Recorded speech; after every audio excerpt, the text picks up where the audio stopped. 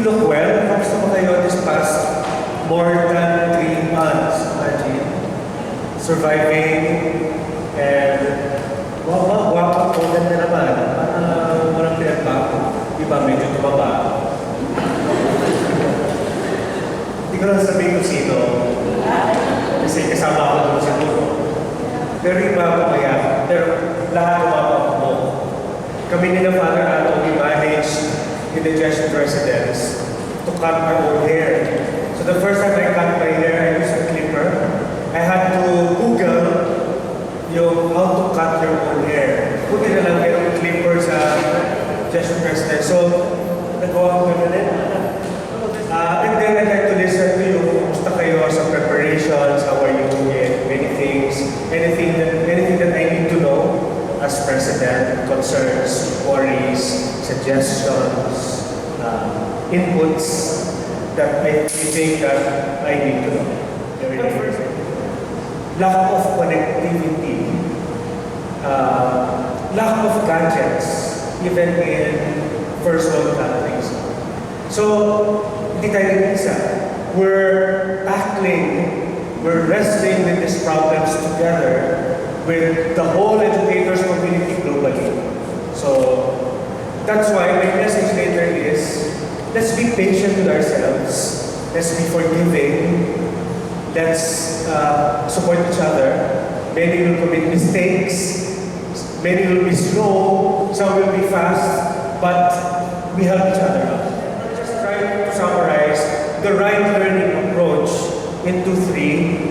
Make learning essential, make learning new and creative, and make learning more personal. And these 3 directions will elicit in us, hopefully awaken in us, what is already familiar with us, Ignatian dispositions. I'll say a special discernment is needed, a special mindedness will be demanded, and a special pura personalis will be, we need to exert more curiosity. So, given this context and challenges, and they will change the fluidity of the situation, makes it all both frightening and exciting. Kung kayo rin ako mahilig sa change and excitement, ako siguro, you are so alive these days. But if you're a person that who disliked and was afraid of change, you must be very depressed these days and don't energy. So, tulungan tayo. So, my 3 points follow. So, therefore, given that context and challenges, 1, let's make learning essential.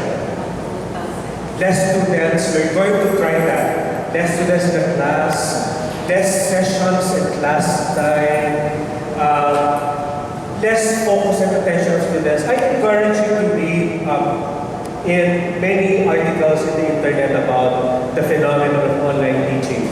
And one article that I've read is this: limited attention span. Kung face-to-face nga, limited attention span ng estudyante natin, lalo mag-online. Diba? So how do you manage that, dear teachers? So we go for simplicity, subject matter, substance, the core essentials.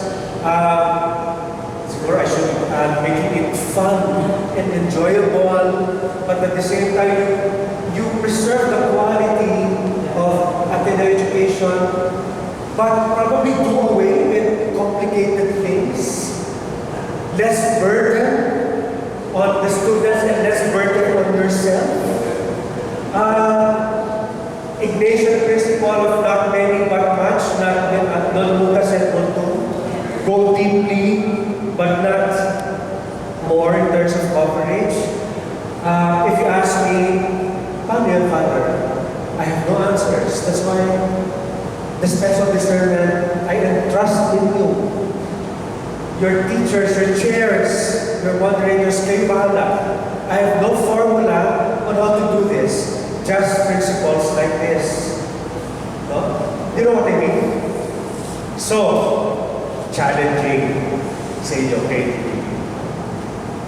it's going to be personal. With the diversity, please make it flexible. The principle of no student left behind. With this online radical reinvention of education, there is a great danger of our students with less resources, our poorer students, to be left behind.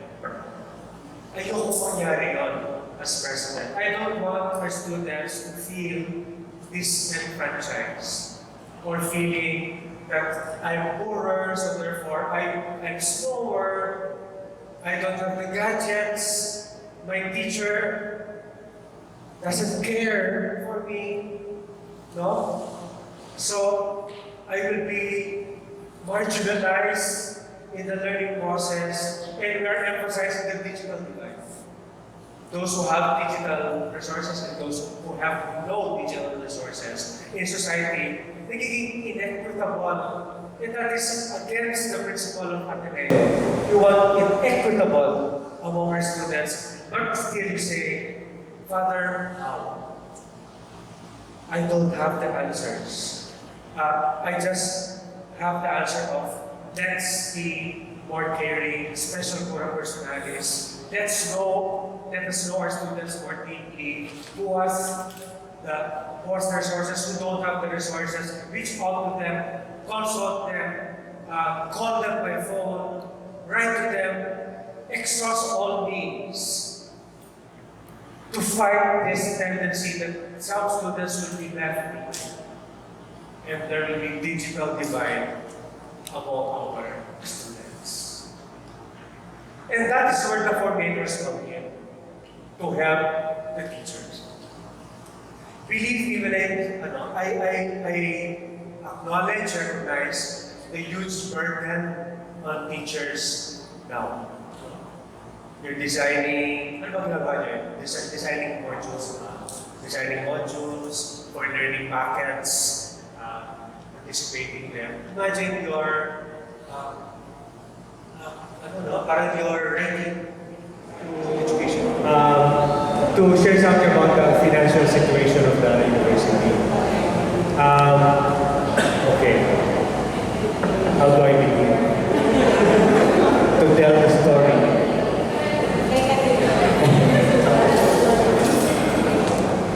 Okay, even before the pandemic, ang AdZU is not really in a very, very healthy financial situation. Why? Because we had to invest in necessary buildings, like this beautiful Salvador building. When I came in 2013, the university was still paying for, believe it or not, the junior high school building. And in 2014, we inaugurated the grade school complex. And then we're still paying for that. Yung junior high school tapos na, tapos ito major. So, ang schools naman ganyan, nag-utang for necessary infrastructure for learning.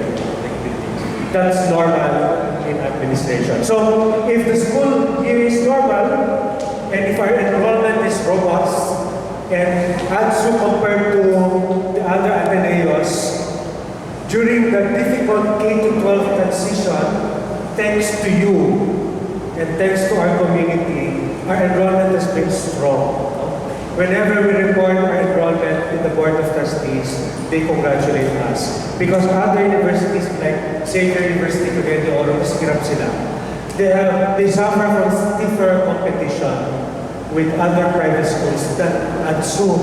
Ang stiff competition natin dito with SU and to some extent UZ, but not as difficult as the competition in other Ateneos in other cities. So we're okay. So the idea was, pre-pandemic, we will be resolving our debts, our loans, through strong enrollment. Okay, that's the general picture. May marami pa tayong utang, hopefully mapapayaran through strong enrollment. Nagkaroon ng pandemic. Okay. March when the lockdown happened, that was the time when tuition payments were about to be given. Pero na lockdown, hindi nakapagbayad. That amounted to how many millions? 63 million ang payables na hindi nabayaran because of the lockdown. So we're 63 million short. April, May, walang summer, so bagsak ang cash flow. I tell the basic ed administrator, so mga dami at tatay sa inyo, you know how to cash flow management, di ba? Yung money in, money out. We find ourselves in the past few months, and we will find ourselves in the next few months and 1 year, strict cash flow management. Because March, April, May, bagsak ang inflow, and outflow patuloy pa rin. Because in principle, I as President and the administrators, we don't want to lay off people. We don't want that. Because if we lay off people, especially the low and minimum wage earners among us, our agency workers, if we lay them off, sila yung magugutom. At hindi ko ma-take na may magugutom. Diba? So, in principle, if we can manage this crisis without removing people, including the agency, thank God. Thank God. So that's when, and then we learn that other schools have let go of people. Because other schools probably may be in a more difficult financial situation than us. Or probably they have other principles or values to live up. But that being said, June, we started summer session, and good that the payments of the 63 million, they started to come in. A little, very little, and then some tuition payments for summer. Very slow increase of cash, such that we foresee that come August, there might be a possibility that we will really fall very short of cash, that we might need to borrow from the bank. Imagine, we might have to borrow from the bank to manage the gap of cash deficits for 2 to 3 months. Ang mga payers natin, students and parents, konti lang yung nag-100% tuition, di ba? O ilang percent? Minimal. Incremental, you know that, di ba? That they pay standard. So we anticipate that. For this month, ilan ang magbabayad, July, August, September, October, November, the rest of the year. Di ba? Ganun magbayad ng ating mga students and parents. So, difficult financial situation. But, so, therefore, we cannot really spend on extraordinary expenses now. And so, therefore, we have cut on a lot of things. Budget for improvements. We were ambitioning to build a new cafeteria. Alam niyo yung saksi, yung parang nandiyan, yung parang dating saksi in front of the PCC. Yung saksi building there, parang 1 floor. We're planning a 3-floor building there. Na nandiyan ang cafeteria because our cafe atenista is so congested already, di ba? So, remove all those projects, including mga improvements of facilities to save on money. Almost no travels, essential travels lang, faculty development, slashed. So, we're minimizing costs, but there are new costs as well in view of all this technology, IT equipment. In other words, it's going to be very, very tight this next few months and semester and whole year. And that's why we're going to pray hard. Magdo-novena si Joel every day for what? Strong enrollment. Strong enrollment will help us. Kamusta ang numbers so far sa senior high school? Giselle? Diba? Are we looking Is the future looking bright? For grade 11, Father, we originally targeted 960, but because of all pandemic, we reduced it to 800. Malapit naman, mga 787, so malapit na. Ang grade 12, so far, 400 pa lang yung nag-confirm, we have 800. So we're hoping na lahat ng grade 12 babalik. Hopefully. Kasi so far, from the moderators, 483 pa lang yung nag-confirm that they will enroll. So that's the big question, the big mystery. Because many families are affected by the pandemic economically. So you wonder, many parents are hard up with money, and mahirap, even if they say they want to enroll their children, they could not, or they will enroll but they will not be able to pay immediately. So that's the situation. Ayun. Umutang na tayo ng 32 million. 32. Para kasi naman kung hindi tayo kung kulang tayo sa cash, wala tayong pasweldo, no? Kailangan we really have to watch our cash deposits, whatever we have in the bank.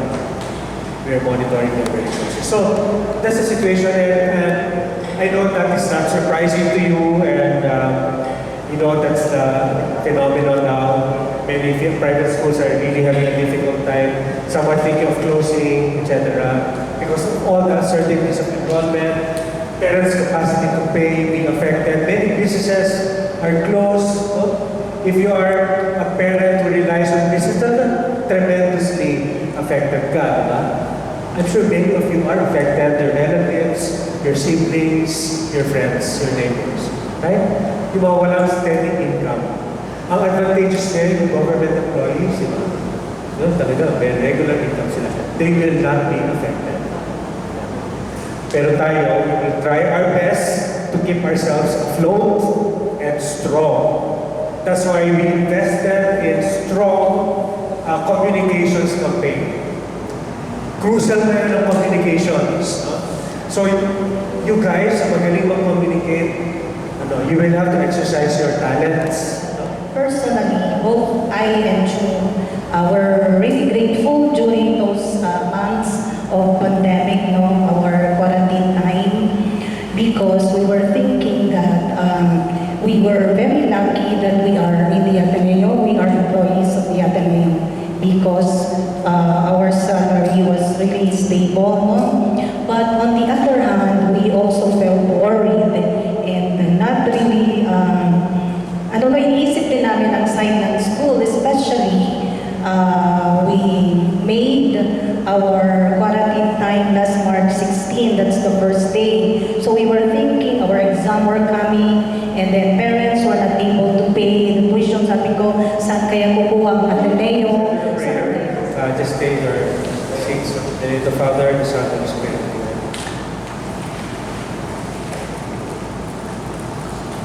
Lord, we thank you for bringing us together this afternoon. We thank you for our community here in the senior high school. We thank you for the continuing desire you put in our hearts to work and serve you and our people in Zamboanga, in our university. We thank you for the sense of belongingness that despite all the difficult conditions the world is experiencing these days, we can still find consolation and peace and comfort in each other. We continue to beg for all the graces we need, the graces that we need in our personal, family circumstances. You know our needs. The graces that we need in our personal conditions, what we are going through. We ask your help to help us in navigating the new things that we have to do in school. All these new things that we have to learn. Give us the patience, the wisdom, the perseverance, the courage. as we pray. Glory be to the Father, to the Son, and to the Holy Spirit. As it was in the beginning, so never shall be one. And the day of the Father, Son, and the Spirit. Thank you very much. Muchas gracias. And good luck sa ating lahat.